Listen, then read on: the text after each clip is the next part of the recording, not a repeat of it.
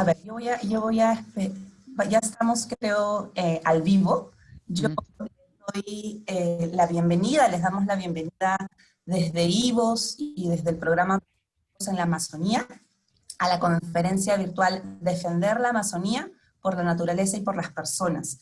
Esta es una conferencia virtual organizada desde IVOS en coordinación con la COICA, que es la Coordinación de Organizaciones Indígenas de la Cuenca Amazónica, también desde la Articulación de Pueblos Indígenas del Brasil, APIBI, Greenpeace y Witness. Todos ellos, en el marco, digamos, del programa Todos los Ojos en la Amazonía, están contribuyendo en esos 3 espacios con los que vamos a contar en esta conferencia virtual. Agradecemos a todos la presencia, el interés por poder conocer esta problemática, pero también para poder escuchar las respuestas, las soluciones, y sobre todo qué es lo que se puede hacer desde cada uno a nivel global, desde la ciudadanía global, para contribuir a superar esta problemática. Por ello hemos invitado a este espacio a Mirtil Lance. Ella es directora para IVOS en Latinoamérica y el Caribe, y va a estar facilitando este primer espacio en el que se va a conversar sobre qué está pasando en la Amazonía. La conversación que ella va a tener es con un invitado muy importante, Gregorio Mirabal. Él es líder del pueblo indígena Curripaco de Venezuela y es actual coordinador general de la COICA. Entonces, él nos va a estar transmitiendo como vocero principal de las organizaciones indígenas de los 9 países de la Amazonía, o que conforman la Amazonía, un poco la problemática sobre qué está sucediendo, cuál es la situación con los defensores y las defensoras, y las innovaciones que se están promoviendo para la protección territorial.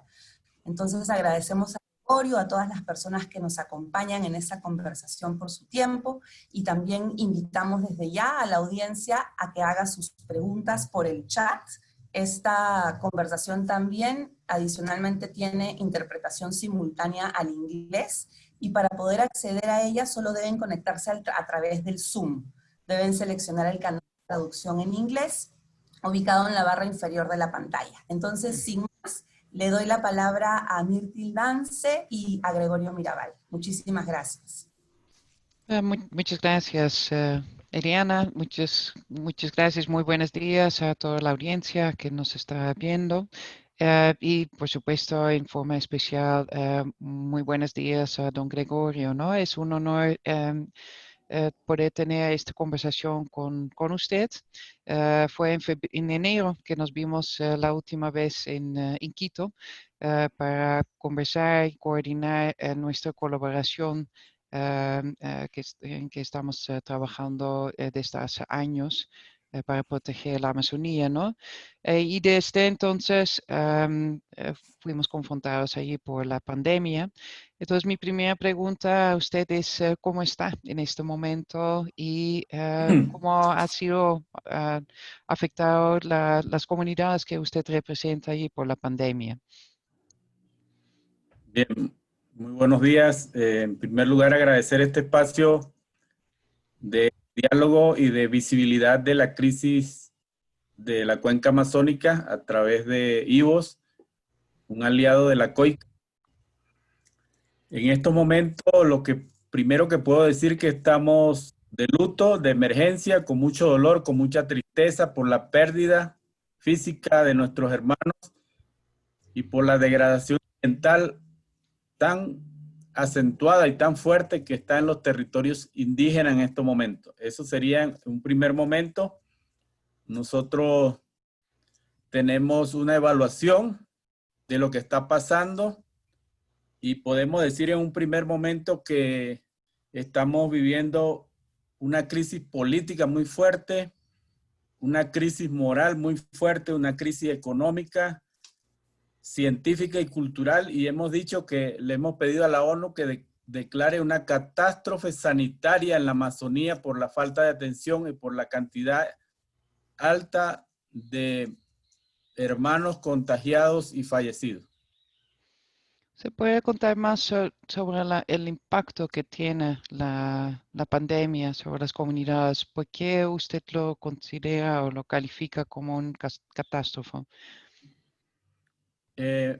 Nosotros en estos momentos creo que no escapamos a lo que está pasando a nivel mundial, un racismo mundial y una xenofobia que también se ha trasladado a la falta de atención sanitaria ante esta pandemia hacia los pueblos indígenas. Estamos en un momento muy difícil de la humanidad y especialmente se siente muy fuerte en la Amazonía porque esta pandemia es producto también de los incendios del año pasado en la Amazonía, donde los estados todavía tienen una deuda ecológica y moral con los pueblos indígenas. Entonces, en estos momentos se está hablando que la Amazonía viene de un ecocidio por los incendios forestales y ahora un etnocidio por la cantidad de contagiados y muertos. Y queríamos decir que hemos hecho una base de datos con la REPAM ante la falta de números, ante la falta de estadísticas de los gobiernos, de los ministerios de salud, no tienen hasta estos momentos en ningún país de la Amazonía unos datos oficiales de lo que está pasando con los pueblos indígenas. No estamos en los registros oficiales de salud ni educación. Entonces es importante decir que ya vamos a 95 días de declaratoria de la pandemia mundial y de la declaratoria de COICA de emergencia, que lo hicimos también luego de que lo hiciera la Organización Mundial de Salud. Y desde el 2 de abril no teníamos ningún contagiado y ningún fallecido. Y para el día de hoy, nosotros como pueblos indígenas ya superamos, ya estamos llegando a los 6,000 hermanos y hermanas indígenas contagiados y ya estamos llegando a los 600 fallecidos en toda la cuenca amazónica, según la base de datos que hemos hecho con la REPAM y con la estructura de la COICA en los 9 países. Y la Amazonía en conjunto, porque hemos hecho una diferenciación de 0 casos, hace 95 días estamos llegando a los 6,000 y de 0 fallecidos estamos llegando a los 600 fallecidos. Hermanos, diariamente se están contagiando casi 15 hermanos diariamente y están falleciendo casi 3 hermanos diariamente. Entonces, con una población tan pequeña como somos los pueblos indígenas de la Amazonía, que somos 3 millones nada más, esto podría ser un etnocidio por omisión, por descuido, por la crisis estructural de la estructura sanitaria de los países de la cuenca amazónica. Es una situación terrible, como usted lo está describiendo, ¿no? Y esto se suma en realidad a una crisis que ya estamos viviendo desde hace mucho tiempo, ¿no? Usted desde el 2018 es el coordinador general de la COICA y representa a las organizaciones indígenas de la cuenca amazónica, ¿no? Ya para la audiencia también de este webinar, usted puede compartir un poco más información también sobre el tipo de amenazas de deforestación y degradación que ya los pueblos indígenas han estado viviendo desde hace tiempo. Muy bien, como ustedes saben, según los datos, bueno, somos 3 millones, somos 420 pueblos indígenas en nacionalidades indígenas en la Amazonía.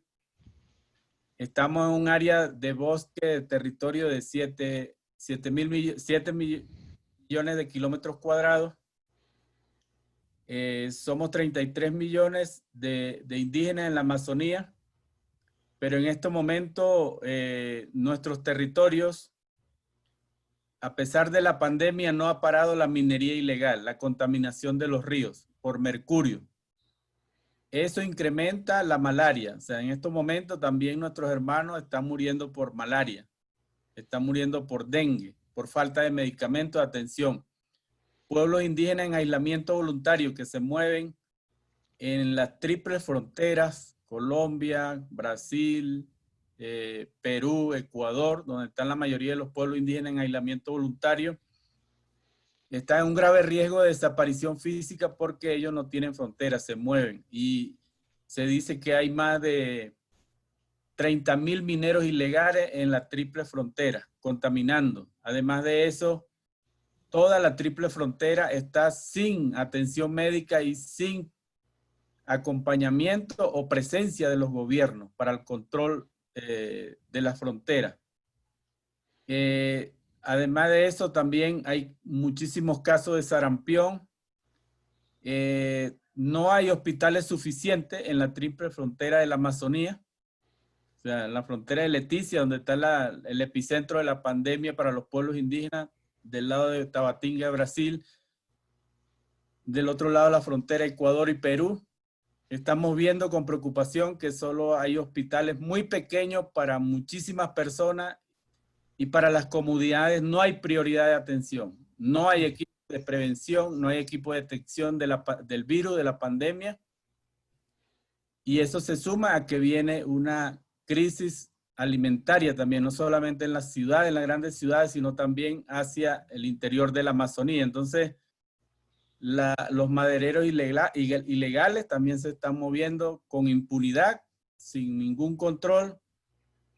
Entonces, la minería ilegal, el extractivismo, la deforestación y la falta de consulta previa se están viendo juntos a esta pandemia. En estos momentos es importante que ustedes sepan que ayer nos reunimos los 9 países, la COIAVI de Brasil, la OPIAC de Colombia, la IDECEP de Perú y la CONFENIAE de Ecuador, que son los países más afectados por esta pandemia, hemos decidido evaluar las acciones legales. En las próximas horas ya la Organización de Pueblos Indígenas de la Amazonía Colombiana ha demandado al Estado colombiano omisión por la falta de atención a las comunidades, por la falta de dotación de equipos de prevención de esta pandemia. Y seguramente en Ecuador en estos días ha habido juicios con respecto a las petroleras, a las extractivas y a la falta de atención a nuestros hermanos indígenas, pero también en Ecuador dirigentes de la CONAIE, de la CONFENIAE, están con más de 5 o 9 juicios por hacer acciones judiciales y protesta contra el extractivismo. Entonces, por una parte, nosotros defendiendo el territorio, el ambiente, en esta semana, que es el Día Mundial del Ambiente, dando la vida para que haya oxígeno, para que haya territorio, para que haya bosque. Y por otro lado, nuestros gobiernos tomando acciones judiciales para enviar a la cárcel a los defensores y defensoras de los bosques. Y no solo eso, en Colombia el índice de homicidio de defensores de la selva y de dirigentes de derechos humanos ha aumentado en esta pandemia. Entonces la situación es muy complicada y hacemos un llamado a las organizaciones internacionales. Por eso estamos hablando de una catástrofe sanitaria, pero eso está ligado a todo lo que estamos diciendo. Puede compartir un poquito más de información también sobre la importancia de proteger los derechos territoriales indígenas en la Amazonía. Nosotros, por ejemplo, ante esta situación tan complicada, tuvimos un acto por la Amazonía y nos acompañaron figuras muy importantes del arte a nivel mundial, del cine, por ejemplo, como Morgan Freeman, con Sting, y muchos actores importantes, muy famosos del planeta, porque vimos de que ni los gobiernos, ni las organizaciones multilaterales, ni los bancos, ni las organizaciones sobre todo del sistema de Naciones Unidas, estaban haciendo algo por visibilizar la crisis que estamos viviendo. Entonces, muchos de ellos que son personalidades del arte muy importantes para el mundo, que muchos ni siquiera conocen la Amazonía, nos dieron el apoyo para visibilizar, porque los grandes medios de comunicación no visibilizan esta crisis. Solamente están centrados en las grandes ciudades, donde hay mayor cantidad de población. Y por otro lado, también nosotros hicimos un llamado de urgencia, de emergencia a la Organización Mundial de la Salud, a la Organización Panamericana de la Salud. Recibimos una respuesta y estamos en el proceso de que se validen los protocolos sanitarios de los pueblos indígenas que no son reconocidos por ningún gobierno.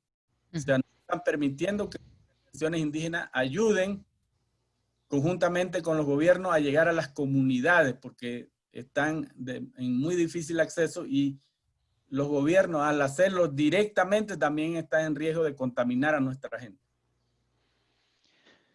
Y, el trabajo de los monitores en los diferentes territorios y la lucha también, ¿no? Para legalizar y mantener legalizados también los derechos territoriales son muy importantes, ¿no? Para poder contribuir a la protección del bosque amazónico, ¿no? ¿Usted puede contar un poco más sobre el trabajo que hacen esos monitores y cuáles luchas están teniendo ya para poder hacer su trabajo y para poder contribuir a esta protección? Bueno, en estos momentos, si usted revisa el trabajo que se está haciendo desde las organizaciones ante la Corte Interamericana de Derechos Humanos, que la relatora de los indígenas de la CIDH, Antonia Urreola, ha dicho que estamos en riesgo de desaparición física. Están violando todos los derechos de los pueblos indígenas: educación, salud, consulta previa, derecho a un ambiente sano. Lo están diciendo ellos por la cantidad de denuncias que salen de los pueblos, de las organizaciones indígenas de los 9 países. Si revisan las palabras del nuevo relator de pueblos indígenas de Naciones Unidas, está diciendo que estamos en las puertas de un genocidio. Entonces, lo que se está viviendo en la Amazonía es realmente grave, y vamos a hacer nuevas acciones legales para que se respete el derecho a la vida de los pueblos indígenas, el derecho a la salud, a la educación, a un ambiente sano, a un ambiente no contaminado por el extractivismo, por la minería ilegal y por la violación de los derechos a la vida. Entonces, es importante que la COICA tiene 9 espacios de representación en cada uno de los países, pero hacia abajo nosotros representamos más de 2.500 comunidades en la Amazonía. Entonces, la expresión internacional de la COICA es solamente una vocería, pero que inmediatamente se transmite a través de la CONFENIAE, de la CONAIE, de la IDECEP, de la OPIAC, de la COYAVI, y estamos en una red también nacional e internacional de vocería indígena. Y es por eso que nosotros pedimos a los oyentes, a los que nos oyen en este momento, se lo hemos pedido también al Papa Francisco en una carta de emergencia, de que debemos presionar a la humanidad, a las grandes empresas que contaminan en nombre del desarrollo, para un desarrollo que no vivimos en las comunidades. Nuestros territorios sirven para que otros vivan mejor, supuestamente, en un mundo desarrollado, pero a cambio de la destrucción ambiental de los territorios y de poner en riesgo la vida de los pueblos indígenas. Usted menciona que han definido como un plan de nuevas acciones, ¿no? Si le entiendo bien de lo que usted compartió ahora. ¿Puede compartir más información sobre esas nuevas acciones que han definido y también explicar qué es lo que las comunidades indígenas han podido hacer en forma independiente?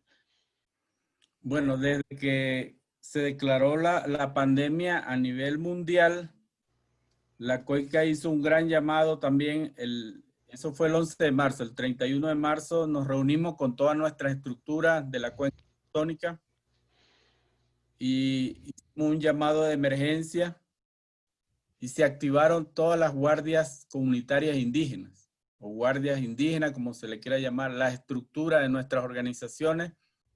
Empezó un programa de prevención en los idiomas indígenas que no lo tenían los gobiernos, porque para explicar qué era la pandemia y qué significaba eso para el riesgo de la vida de los pueblos indígenas, se cerraron las comunidades.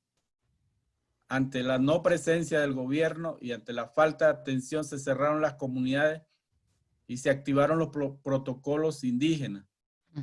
Mas, sin embargo, eso no ha sido suficiente, porque para vencer esta pandemia tiene que haber un trabajo conjunto con los estados, con los gobiernos, con las instituciones de salud. Entonces, allí nosotros también, eso fue a nivel interno, y a nivel internacional, a nivel nacional, empezamos a hacer llamados a la Organización Mundial de la Salud, a la estructura de Naciones Unidas, a las estructuras de derechos humanos. Hemos tenido muchas reuniones con organizaciones de derechos humanos, de defensa de derechos humanos, y hasta los momentos hemos hecho una alerta mundial, una alerta nacional, una alerta local a los gobiernos, pidiéndole a los estados que hagan una atención específica para los pueblos indígenas ante esta pandemia. La respuesta de los gobiernos, en el caso de Perú, fue un decreto de atención a la pandemia para las comunidades más vulnerables, pero se ha quedado en un decreto, no ha pasado a la acción. En Colombia, el gobierno de Colombia militarizó la frontera. Eso no es una solución porque no resuelve nada. Nunca ha resolvido nada. En el caso de Ecuador y estos 3 países se declararon bonos de apoyo alimentario, pero que tampoco llegan a las comunidades, solamente a las grandes ciudades. Entonces, la asistencia sanitaria solamente está llegando a las grandes ciudades y la emergencia es por falta de médicos, por falta de prevención, por falta de materiales de prevención y atención a las comunidades. Y es por eso que nosotros hemos hecho alianza también con grandes organizaciones internacionales y estamos exigiendo una ayuda humanitaria internacional. Se lo hemos pedido a la OMS y a la OPS y a la ONU, porque si se aprueba una ayuda humanitaria internacional, y eso le pido también a los países de Europa, sobre todo a los gobiernos que apoyan a los pueblos indígenas. Caso de Holanda, caso de Noruega, caso de Alemania, esos grandes países que apoyan la causa de los pueblos indígenas, que una ayuda humanitaria internacional viene sin colores políticos, viene solo directamente a ayudar con médicos, con medicinas, con materiales de prevención, de detección, con gas o con oxígeno, porque esos materiales son muy costosos, son muy caros y no llegan a las comunidades. Entonces, una ayuda humanitaria internacional llegaría y a atender a los pueblos indígenas sin preguntar si pertenece al partido de gobierno o no pertenece, o simplemente a tratar de salvar todas las vidas posibles. Ese sería el objetivo. Entonces, si entiendo bien allí, la ayuda humanitaria internacional que ustedes están solicitando estaría dirigido primero a la emergencia de salud inmediato, ¿no? Que ustedes están viviendo, pero me imagino que ustedes han propuesto también otras acciones que hay que tomar para tomar acción después de atender esta emergencia de salud inmediata y también para largo plazo, ¿no? Ya para mejorar la situación para las comunidades indígenas dentro de la zona amazónica, ¿no? ¿Usted puede compartir sus ideas sobre las acciones que hay que tomar a muy corto plazo, pero también a mediano plazo para poder responder más a las necesidades? Sí, en este momento, acciones a corto plazo le hemos pedido a todas las instancias donde hemos estado, a los gobiernos, de que para derrotar esta pandemia se necesita un plan de articulación sanitaria emergente. Si los estados están colapsados por falta de médicos, entonces se ha propuesto esa ayuda humanitaria internacional conjunta. Los pueblos indígenas podemos ayudar a nuestra gente porque tenemos la capacidad de apoyar para lograr vencer esta pandemia, pararla. Esa ha sido una propuesta concreta de corto plazo. Todavía estamos esperando respuesta de los gobiernos. Ya hemos recibido respuesta de la Organización Mundial de la Salud y la OPS. Se está evaluando esa posibilidad. En mediano plazo, estamos planteando apoyo a las comunidades indígenas con más información de prevención, más información de cómo vencer esta pandemia desde el punto de vista cultural, sobre todo apoyando los protocolos indígenas de prevención con la medicina tradicional, la medicina indígena, y también tener un plan de soberanía alimentaria, porque ante la deforestación, ante el extractivismo, ante la minería ilegal, se están destruyendo los territorios que sirven para la siembra, para la alimentación, para la soberanía alimentaria de los pueblos indígenas. Entonces, eso también se está tratando de hacer programas. Nosotros inauguramos nuestra escuela virtual la semana pasada, y la escuela virtual se llama Tambores de la Selva. Comienza este viernes con una primera minga de formación para 100 indígenas en comunicación comunitaria, porque la información de las comunidades es clave. La información que sale de las comunidades no la tienen los medios de comunicación ni los canales de televisión. Y ellos con esa herramienta pueden visibilizar nuestros problemas. Luego, igualmente, iniciaremos con el tema de alternativas económicas. Buscar apoyo a los productores indígenas para que puedan trabajar en su territorio y que sirva para la alimentación y para la sostenibilidad de sus familias, sin degradación del medio ambiente. También estamos hablando de buscar energías alternativas a la Amazonía ante el petróleo, la minería, la gasolina, el gas, energías alternativas, y allí Europa nos puede ayudar mucho porque tiene mucha experiencia, porque si seguimos así vamos a destruir totalmente la Amazonía. También estamos diciendo de que la deuda de los incendios del año pasado tiene que haber una gran reforestación de la Amazonía. Estamos pidiendo apoyo para la reforestación de los territorios indígenas. Estas son propuestas que hemos recibido más respuestas de Europa, de Estados Unidos, en lo moral y en algunas propuestas que van a apoyar, que los propios gobiernos de la cuenca amazónica. Los gobiernos de la cuenca amazónica están en una crisis moral de corrupción. La corrupción es muy grande, y una crisis política de credibilidad en la América Latina.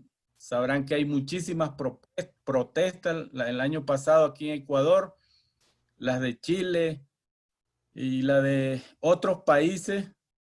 Eso no escapa a los gobiernos de la cuenca amazónica. Hay un gran descontento, hay una gran pobreza, no solamente en los pueblos indígenas, sino en todos los habitantes de la cuenca amazónica. Pobreza en el sentido de que no llegan los servicios públicos que deberían garantizar los estados, los básicos, que es salud y educación. Se están privatizando el derecho a la salud y a la educación, y para los pueblos indígenas sí afecta, porque solamente la autonomía alimentaria, el tema de los derechos, tiene que ver con que se respeten las leyes que se han aprobado en los gobiernos. Entonces, esas son nuestras propuestas.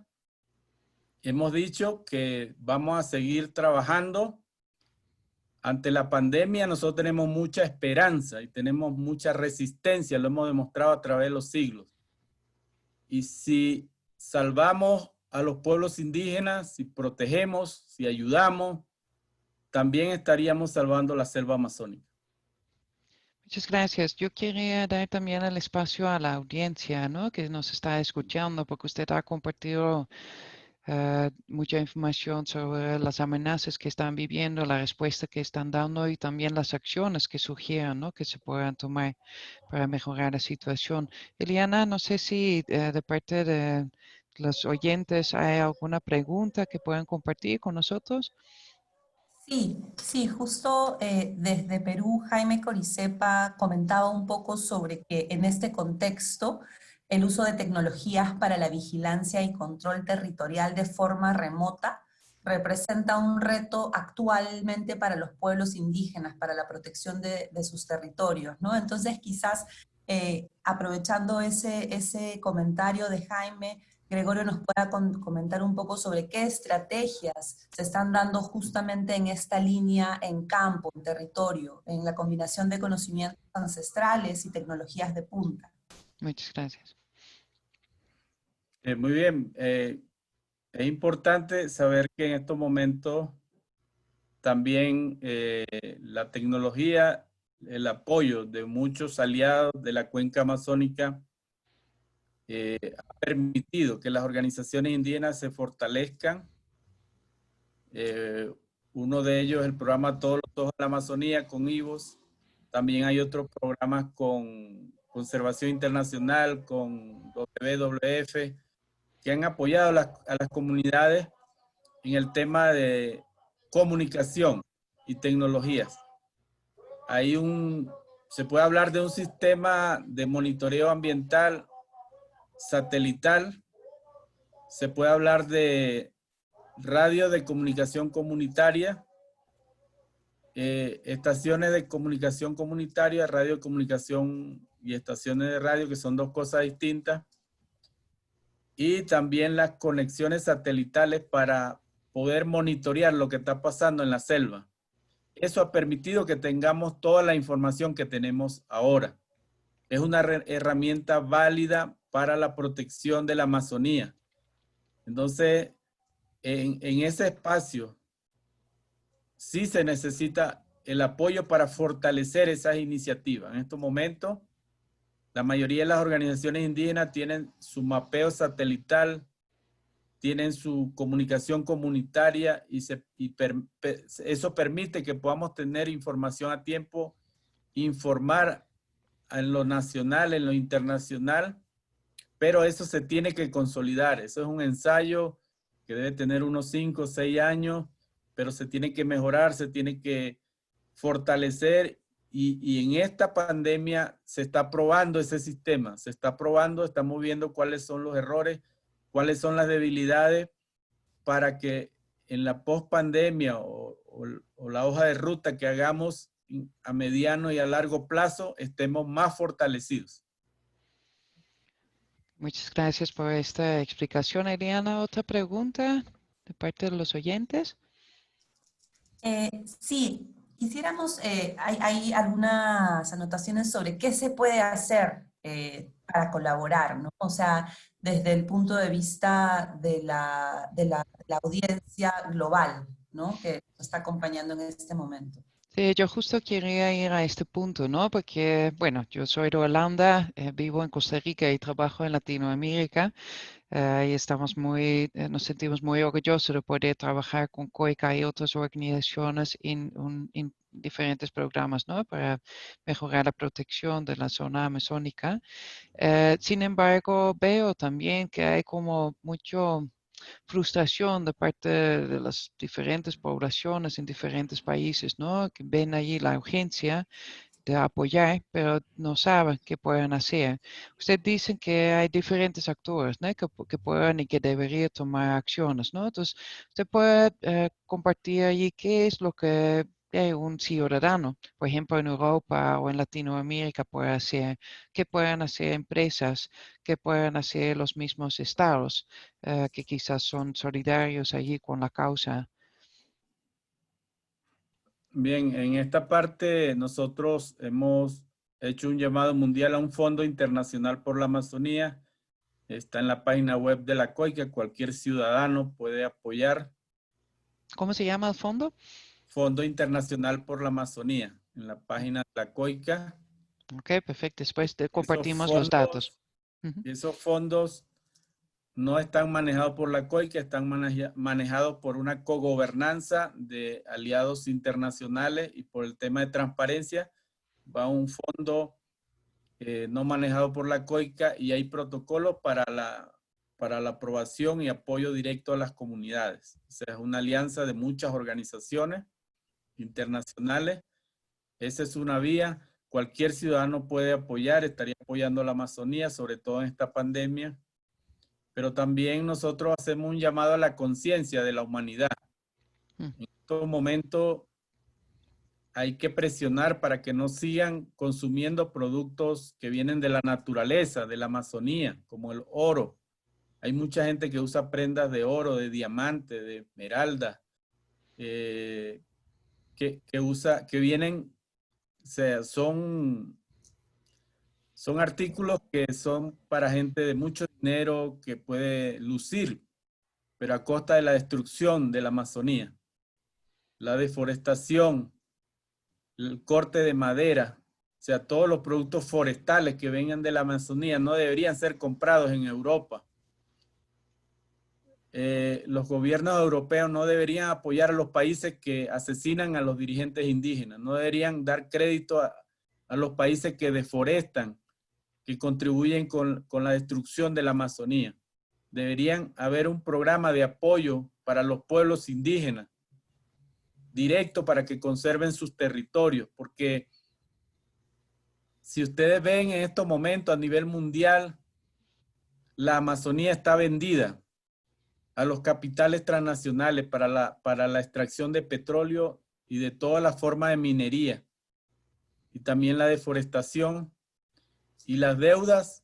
Básicamente todos los países de la cuenca amazónica, sin excepción, están endeudados con capital extranjero chino, norteamericano, ruso, parte de Europa, y si revisan, la mayoría es a cambio de petróleo, de minería, y eso es destrucción de la Amazonía. Debería haber un programa para la conservación de los bosques amazónicos de sus pueblos indígenas con la misma fuerza, con la misma cantidad de dinero que apoyan a los gobiernos para la destrucción de la Amazonía. Llamaron a la humanidad que deje de consumir productos que destruyen la Amazonía, que haya más conciencia y que denuncien el endeudamiento de los gobiernos a cambio de petróleo, ya sea con cualquier empresa o con cualquier país desarrollado. Ya la Amazonía está vendida. Si no es por los movimientos, por la minga de resistencia, por los paros, por la protesta de los pueblos indígenas, la Amazonía no existiera, estaría lleno de campos de petróleo, de minería. Ok, muchas gracias. Yo creo que muchas personas ven también las noticias internacionales, ¿no? Y las respuestas que diferentes gobiernos están dando a la crisis del coronavirus. Yo creo que muchos ven con mucha preocupación, por ejemplo, la respuesta que da el gobierno brasileño, ¿no? A la situación. Hay acciones específicas que la gente pueda hacer a nivel internacional desde Europa para poder poner presión hacia estos gobiernos? Bueno, en el caso de Brasil, que es el país que está más contaminado por la pandemia, ya está a nivel mundial, es un riesgo para la Amazonía, porque Brasil tiene frontera casi con todos los países amazónicos. Y en estos momentos, lamentablemente, el presidente de Brasil está criminalizando a los pueblos indígenas, está permitiendo la invasión de los territorios indígenas, está permitiendo la contaminación, quiere extender los territorios para la agroindustria en territorios indígenas, en la selva. Está vendiendo a la Amazonía, a los chinos, a los capitales extranjeros, ya sean de Asia, de Europa o de Estados Unidos, para el extractivismo. O sea, no creen en la devastación por el cambio climático, no creen en políticas ambientales. No tiene ministro de salud, lo ha cambiado, va por el tercer ministro de salud. No tiene una política ambiental, no respeta las políticas ambientales. Ese tipo de país no debería ser apoyado por ningún gobierno de Europa. Debería haber un bloqueo a las políticas económicas de Brasil hasta que no flexibilice, no cambie sus políticas ambientales de destrucción. Entonces, en el caso de Brasil, hay una resistencia muy fuerte de nuestros hermanos indígenas de la Collabi, de la PIB, pero se necesita un apoyo mundial, porque lo que va a pasar en Brasil, lo que está pasando en este momento, que es grave en Brasil, en Manaus, en Tabatinga, en diferentes ciudades amazónicas, es grave porque por allí entra la contaminación a las fronteras de ese gran país, de esa gran selva amazónica. Entonces, ya los ríos, las comunidades transfronterizas, son vías ya de contaminación del virus. Ya es un virus que no tiene nacionalidad, no respeta nacionalidad, ni siquiera pueblo indígena o no indígena, sino que está entrando por las triples fronteras. Entonces, ese es un gobierno que prácticamente está devastando la Amazonía, pero si nos vamos a los 9 países, todos los están haciendo. Ya sean de izquierda o de derecha, todos están endeudados por temas de extractivismo y minería. Y yo tengo mucho respeto por la resiliencia de las comunidades indígenas también y también por su coraje y de sus líderes con que usted está trabajando en mencionar, ¿no?, las amenazas que están viviendo y las causas también que están detrás ahí de la destrucción y las diferentes crisis que estamos viviendo en la Amazonía, ¿no? Yo personalmente siempre digo, bueno, el problema parece tan grande que uno se siente casi como ya, sin ninguna capacidad, ¿no?, de hacer ningún cambio, pero mi recomendación siempre a otras personas es cada gotita que podemos contribuir, contribuye a algo, ¿no? Es más que no hacer nada, ¿no?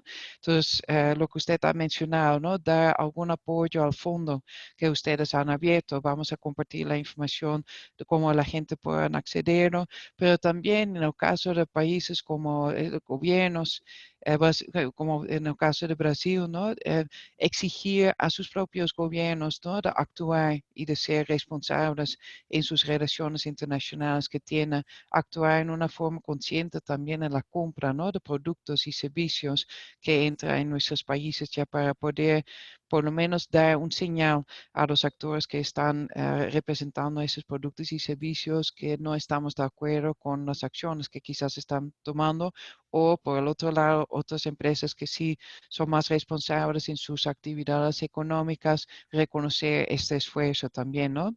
Estamos terminando ahora nuestra conversación. Te agradezco mucho ahí por compartir toda la información que ha compartido.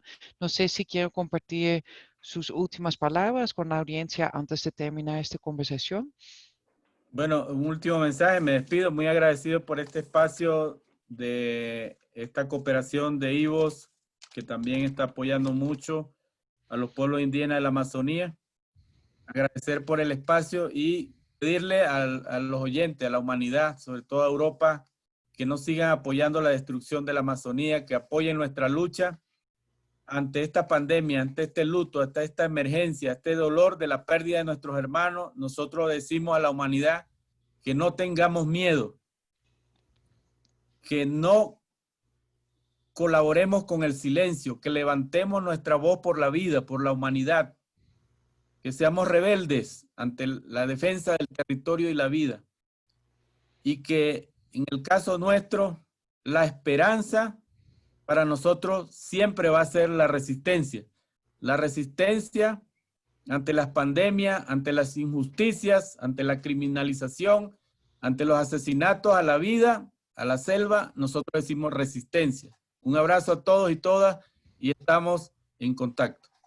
Muchas gracias, don Gregorio. Ha sido un honor poder pasar este tiempo con usted y muchas gracias por dedicar este tiempo en esta época en que estamos muy ocupados con otras cosas también.